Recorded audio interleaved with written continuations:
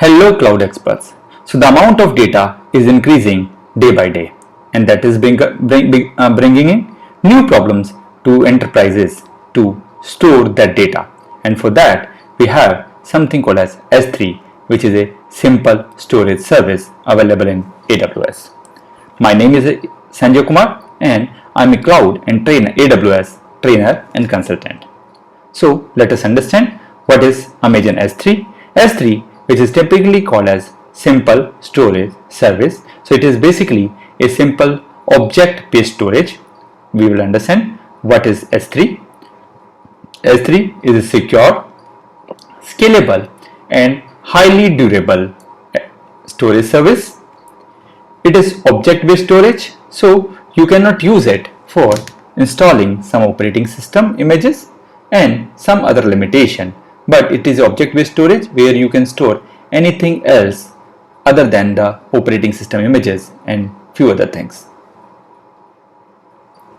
Simple web service to store and retrieve data. So it gives you a URL, and that URL allows you to store data and retrieve data. So you can access this data globally from anywhere, and this is used as a simple web service spread across multiple devices and multiple facilities. The data what you store in S3 is actually replicated across multiple devices as well as multiple facilities, so they will give you high reliability and high durability. What are those terms? We'll talk about it.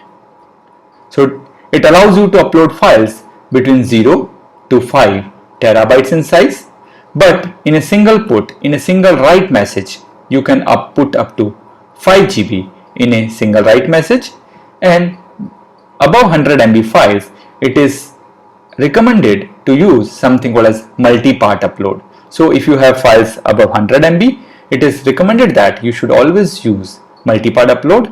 So we have something called as bucket. Bucket is nothing but something similar to folder. Inside folder we have something called as files, and these files are typically called as objects.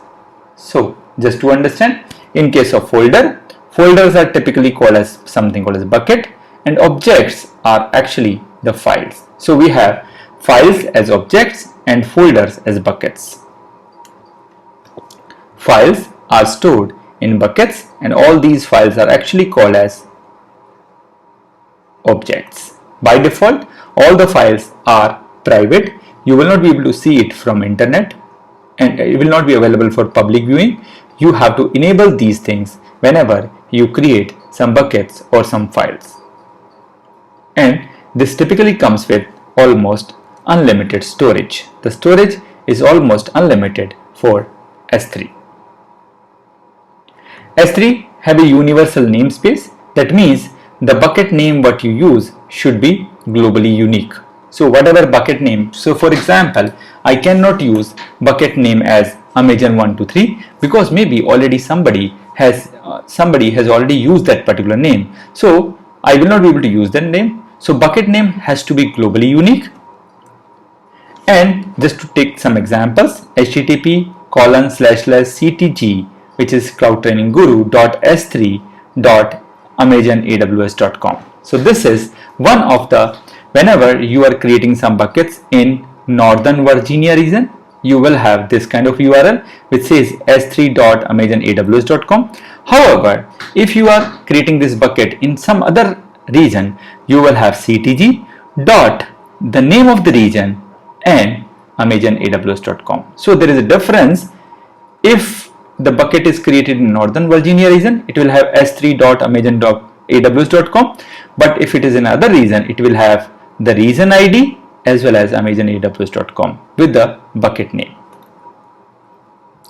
S3 bucket, it allow you to store objects which are typically files into buckets which are typically folders. So it is actually like folders, and inside folder you have file, but in S3 we call it buckets, and inside buckets you have something called as objects. Bucket name should be unique across all regions, all accounts. So one bucket name cannot be used twice. So bucket name has to be very unique, and it should not be repeated anywhere else in the world in AWS infrastructure. That includes all the regions and all the accounts globally. S3 is a global service, but buckets are created in a region. S3 is a global service, it is available globally, but buckets are always created in certain regions. So that means your data is actually stored in a given region. Bucket name should be no uppercase, no underscore, can have 3 to 63 characters, doesn't contain any IP address, and must start with a lowercase letter or a number. So it doesn't support any uppercase, any underscore, can have 3 to 63 characters, doesn't contain any IP address, and it also should start with a lowercase letter and number. Now there are various features here. It is built for 99.99% availability. That means this service is always highly available and built for 99.99% availability, but it is guaranteed as 99.9% availability. It also guarantees 99.999, which is typically 11 nines. So we call it 11 nines durability. That means your files are available all the time and it will not be lost in the AWS infrastructure. It comes with something called as tiered storage. What is tiered storage? We'll talk about in the next couple of slides. But tiered storage means you can have different storage tier where you can store your data to reduce your cost and how you access your data. Lifecycle management. So whenever you have some life cycle, what you can do is you can move your data from one type of storage to another type of storage, and you can reduce your cost, and after a certain period of time you can also delete this data from your storage. Versioning. You can have multiple versions of the same file in your S3 bucket. Encryption. It supports multiple types of encryption, encryption at rest as well as encryption at transit.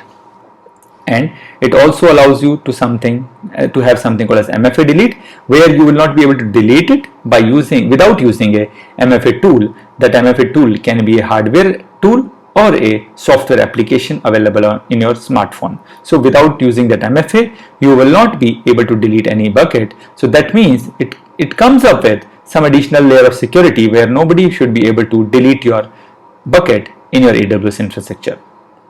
Now, what are the storage classes and tiers and their life cycle? So we have various different type of storage classes.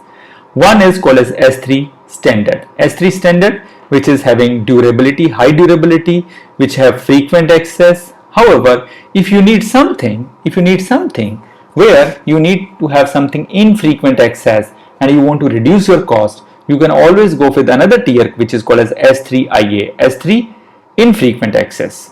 However, if you really don't want to have this particular availability and durability, you can always go with S3 one zone IA. Typically, your S3 data is stored in multiple zones, multiple availability zones. If you really don't want to have that much durability, you can always go with one zone and reduce the cost further. However, if this data is no more required frequently, what you can do is you can store this in the archival, and that archival is called as S3 Glacier.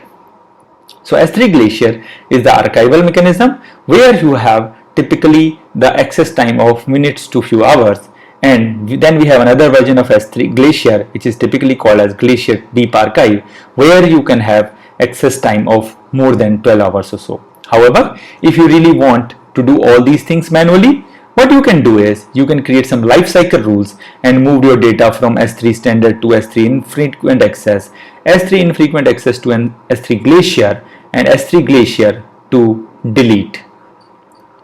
Let's say after 12 months this data should be deleted from S3 Glacier and I will no more be charged for that particular data. However, if you really want AWS to manage all these things automatically, you can also go with something called as S3 intelligent tiering, where this transition can automatically happen based on the algorithms which are available in AWS. Now, just to take an example, if I talk about S3 standards which have got 11 nines of durability, but if I look at this the design for availability, let's say there are like availability zones, so it will be stored in more than 3 availability zones. This is again stored in more than 3 availability zones, But if you look at 1 zone IA, 1 zone infrequent access, the data will be stored only in one availability zones. Or if that availability zone is lost, that means your data will be lost. So this is a quick comparison between all the different storage comparison, and this data is taken from aws.amazon.com S3/storage classes. However, in case of S3, the access is in milliseconds, S3 integering milliseconds, S3 standard IA milliseconds. In case of S3 Glacier, the access time can be minutes to hours, and in case of Deep Archive, it can go up to hours. So this is the typical comparison between the different storage classes. Now, in S3, what are the things you pay for? You pay for the storage, which is typically per GB. You pay for the request for the reads in that particular S3, how you are reading that S3 data. You also pay if you are using storage management. If you are using storage management, there is a pricing attached to it as well. Data transfer pricing, whenever you are transferring data from one place to another place, you pay for that. There is something called as transfer acceleration. In transfer acceleration, you can typically write your data to edge centers, which are typically content delivery networks or called as CloudFront. You can copy your data in the edge centers, and from edge centers, this data can be written into S3. So this is called as transfer acceleration, and you need pay for that as well. And also you pay for cross-region replication pricing. So whenever you replicate your data, replicate your buckets from one region to another region, you pay for that as well. Amazon Glacier and use cases. Typically, Amazon Glacier is a secure, durable and low cost storage, and retrieval times are from minutes to hours. However, if you really want further the lowest cost, this is low cost, but if you really want the lowest cost, so you have to go for something called as S3 Glacier Deep Archive. So S3 Glacier Deep Archive is something which will give you the lowest cost of storage in AWS infrastructure, where retrieval time of up to 12 hours is acceptable. So you can have up to 12 hours of retrieval time. If that is acceptable to you, you can go with lowest cost storage, which is called as S3 Glacier Deep Archive. We also have some different storage devices which we can use to transfer data from your on-prem data centers to the AWS cloud. They are called as Snowball, Snowball Edge and Snowmobile. So what are these things? Snowball is typically terabyte scale data which comes in two sizes, which is typically 50 bytes and 50 terabytes and 80 terabytes. However, if you really need some compute capacity in the Snowball, you go with Snowball Edge, which typically comes with 100 TB of storage and which will have EC2 and Lambda capabilities available in the Snowball Edge. However, if you really need to transfer petabyte scale of data, then you have to go with Snowmobile, which comes in the size of 100 petabytes. So these are some of the storage devices which can be used to transfer data from your on-prem data centers to the cloud infrastructure. Amazon S3 uses, for what are the things we can use Amazon S3 for? We can use S3 for hosting our static website. We can use it for backup and recovery. We can use it for archives. We can use it for hybrid cloud storage whenever you are using your private cloud and you want to use some additional cloud capabilities, additional storage capabilities in the public cloud. You can also use S3 to store your additional data in the public cloud. And you can also use it for data lakes and big data hosting, and you can also use it for disaster recovery mechanism and many more usage of S3. That's all in this session. Next, let's have a quick demo in the next session about the S3. So thank you for watching this session and look forward to see you in the next session. Thank you for watching this video. If you enjoyed this, please like this video and subscribe our YouTube channel. For early notification, you can also press the bell icon. If you need any more information, please visit us at www.cloud-training.guru or email us at cloudtrainingguru101@gmail.com. Thank you very much.